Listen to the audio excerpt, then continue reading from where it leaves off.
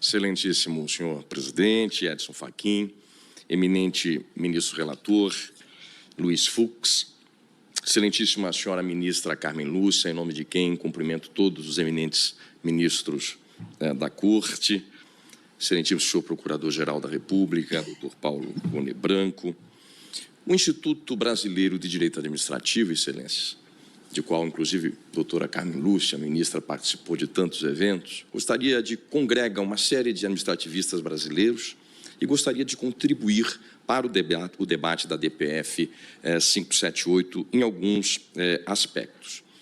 A insurgência é contra uma lei municipal, uma lei complementar municipal de Santa Cruz de Monte Castelo. Esta lei instituiu, inclusive no seu texto, a ideia da escola sem partido. Literalmente está a ideia da escola sem partido nesta norma. E a norma ainda propugna pela neutralidade política, pela vedação à doutrinação ideológica por parte dos docentes e uma série de restrições aos docentes, notadamente censura prévia, posto que os professores devem submeter aos pais, veja, ministro Flávio Dino, o conteúdo daquilo que irão ministrar em sala de aula. Bem, o eminente relator, Luiz Fux, já destacou a inconstitucionalidade formal, que é patente por diversos precedentes desta Corte. Eu não vou deter-me nesse aspecto, violação direta do artigo 22, inciso 24 da Constituição da República, que, obviamente, incumbe unicamente a União legislar sobre diretrizes e bases da educação. Nós gostaríamos de nos debruçar também, eminente ministro, sobre as inconstitucionalidades materiais, os limites da atuação estatal no conteúdo do tema educação. Primeiro, a ofensa à liberdade de expressão e à livre manifestação de pensamento. Sabemos todos, liberdade de expressão prevista no artigo 5º, inciso 9º da Constituição da República, artigo 220, notadamente, entre tantos, e também nas convenções internacionais das quais o Brasil é signatário. A pretensa neutralidade ideológica, eminente ministro, já é uma contradição em si mesma, é um paradoxo. Ora, uma lei que já adota uma postura política da escola sem partido, evidentemente, ela já está sendo, numa certa percepção, numa certa acepção ideológica. Portanto, há um evidente paradoxo nesse aspecto. E a liberdade de expressão, eu gostaria de destacar isso, protege não apenas, eminente ministro Fachin, a quem ensina. A liberdade de expressão protege a quem aprende, ao aluno, que tem direito, certamente, a formar a sua personalidade, a formar o seu caráter de forma crítica, de forma plural, de forma a compreender as ideias do mundo em que vivemos. Não existe educação sem liberdade, não há liberdade sem pluralidade de ideias. Também aqui há de se destacar um aspecto que, vez por outra, é mencionado, de que isto levaria ao cometimento de crimes em sala de aula ou a atos violantes dos direitos dos alunos em sala de aula. Isso não tem nada a ver com a liberdade de expressão e de opinião, absolutamente.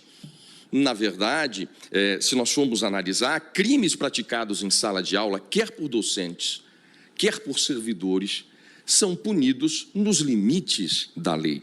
Portanto, não há uma autorização de que professores possam dizer sem assim responderem nos limites da lei aquilo que digam. Não é possível, por exemplo, um professor propagar doutrina nazista em sala de aula. Por certo que não, isto é vedado pelo ordenamento.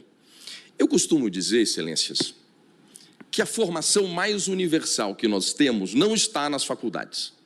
A formação mais universal que nós temos está nos bancos escolares, no ensino básico, no ensino fundamental, no ensino médio. É aí que está, aí é que a gente aprende matemática, química, física. Depois nós vamos fazendo filosofia, depois nós vamos fazendo a peneira disso.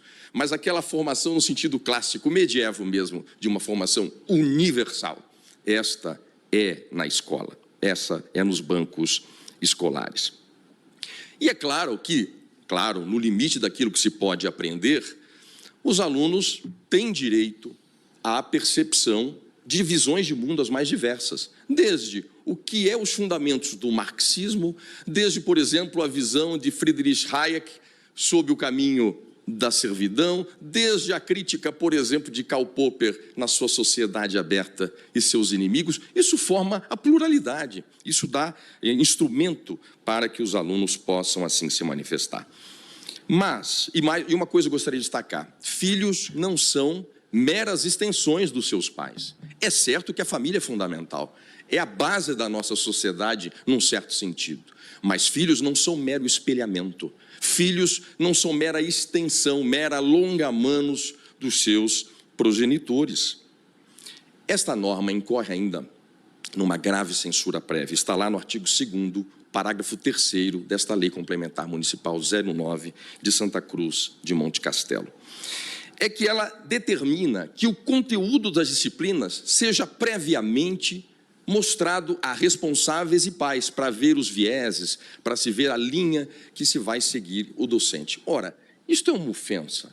Isto é uma ofensa não só ao professor, é uma ofensa à liberdade, é uma censura prévia fortemente coibida pelo nosso ordenamento nacional e internacional nas convenções que o Brasil é signatário. E aí surge uma série de questões. Quem fará o controle desse conteúdo? O que é ideológico? Como é que se pode saber quais são as acepções morais e políticas de todos os pais? Porque a lei determina que o conteúdo tem que estar tem que ter sintonia com a crença dos próprios pais, com as suas convicções. Por exemplo, se um pai se designar comunista, eu não posso ensinar capitalismo em sala de aula? Não tem o menor sentido. Como um pai que se declara ateu, como que eu não posso falar da existência das religiões e quais suas bases numa sala de aula? Porventura, seria ideológico discutir fatos históricos como escravidão, como ditadura militar, como holocausto? Porventura, é ideológico debater cotas raciais? Daqui a pouco falávamos, ministro Dino.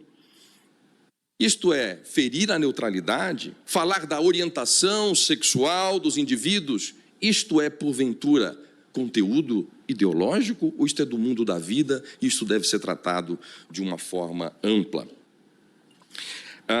Eu vou finalizando, eminentes ministros, apenas fazer a contribuição nesse aspecto, com uma outra questão muito séria ligada a esta censura prévia, ministro Zanin. É os chamados chilling effects, né? Os efeitos inibidores que esta norma traz por uma censura, uma autoproteção dos docentes ao lecionarem as suas respectivas disciplinas. Uma autocensura preventiva e muito grave. Por quê? Bem, os dois elementos mais importantes desses efeitos inibidores estão previstos nesta norma municipal. Primeiro, censura prévia, depois, conceitos jurídicos indeterminados. Afinal, o que é exatamente neutralidade política? O que é doutrinação ideológica? Portanto, o risco de processos administrativos disciplinares, eminente presidente, eminente relator Luiz Fux, é absolutamente presente. E eu me dei ao trabalho de ir no Estatuto dos Servidores Públicos do município de Santa Cruz de Monte Castelo.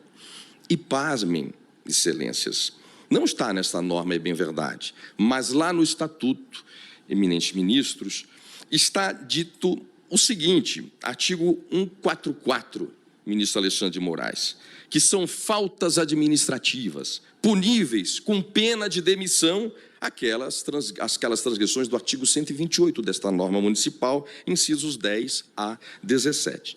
Pois pasmem, que no artigo 128, inciso 16, portanto, punível com demissão, está previsto o seguinte: o servidor, e o professor, obviamente, como servidor que o é, que incorrer em falta de diligência, em não cumprir suas atribuições, está sujeito à pena de demissão. Ora, estas atribuições foram colocadas por lei, foram colocadas pela lei complementar aqui em questão. Se ele as violar, está sim sujeito ao direito administrativo sancionador, está sim sujeito a um processo administrativo disciplinar.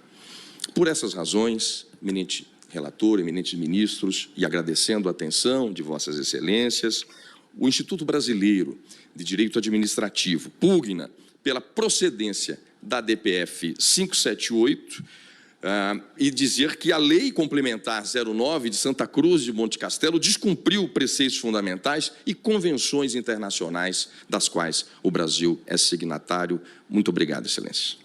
Muito obrigado a Vossa Senhoria.